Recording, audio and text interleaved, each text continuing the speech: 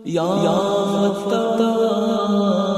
वजीफा पढ़ने की कुछ शराइत हैं जो मैं आपको बता दूं। सबसे पहली शर्त यह है कि जो लड़कियां या लड़के किसी से मोहब्बत करते हैं, उन्हें पसंद करते हैं, यानी उनसे निकाह करने की वो ख्वाहिश रखते हैं, तो सबसे पहले उन्हें अपने वालिदैन या घर में किसी से अपने निकाह की बात करनी चाहिए और उसके साथ साथ ये वजीफा वो लोग शुरू कर सकते हैं।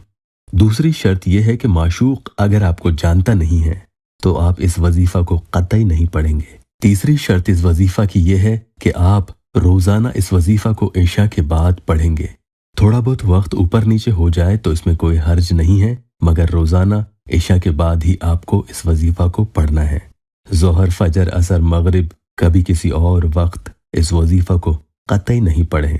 चौथी शर्त इस वजीफा की यह है कि आप इस वजीफा को रोजाना जब भी पढ़ें तो इसके लिए ताज़ा वुज़ू अलग से बनाकर पढ़ें। पहले से अगर आपका वुज़ू बना हुआ है तो भी आप ताज़ा वुज़ू बनाकर इस वजीफा को पढ़ेंगे और वुज़ू बनाने के बाद 3 मरतबा अस्तगफिरुल्लाहल्लज़ी ला इलाहा इल्ला हुवल हय्युल क़य्यूम व अतूबु इलैहि ज़रूर पढ़ें।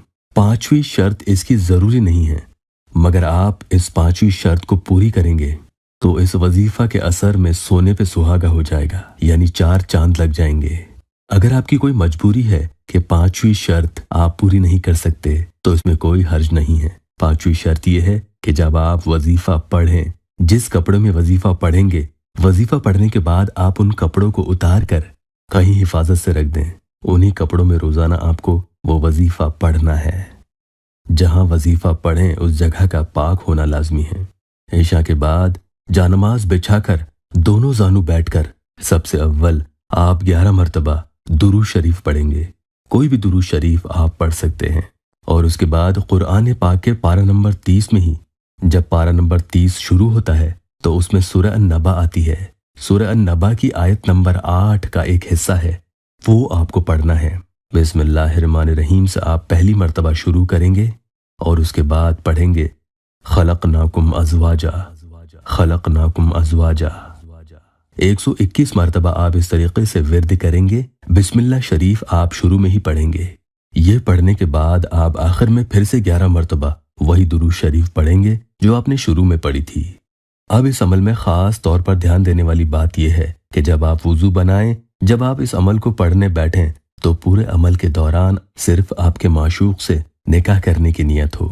कुरान पाक में इस आयत मुबारका में अल्लाह ताला ने ये इरशाद फरमाया है कि हमने तुम्हें जोड़ों में पैदा किया। पढ़ने के बाद दोनों हाथ उठाकर बड़े ही ध्यान से नेक, सालेह और तंदुरुस्त रिश्ते के लिए अपने साथी के लिए दुआ करेंगे कि अल्लाह मेरा जो जोड़ा है इस दुनिया में जहां कहीं भी है मुझे उससे हमेशा के लिए मिला दे। और जो लोग पसंद की शादी करना चाहते हैं वो माशूक और उनकी वालिदा दोनों का नाम लेते हुए दुआ करेंगे। इस अमल की मियाद 21 रोज है। 21 रोज में आपको एक दिन भी तर्क नहीं करना है।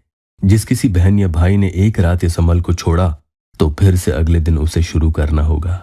और खवातीन के लिए बेहतर यह होगा कि वो ऐसे दिन से शुरू करें कि बीच में नापाकी की वजह से वजीफा तर्क न करना पड़े।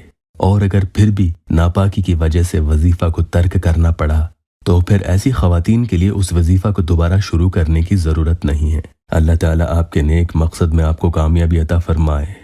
आपका निकाह ऐसे दीनी, नेक, सालेह और तंदुरुस्त लड़के से करवाए जो जिंदगी भर आपका ख्याल रखे और आपसे बेतहाशा मोहब्बत करे।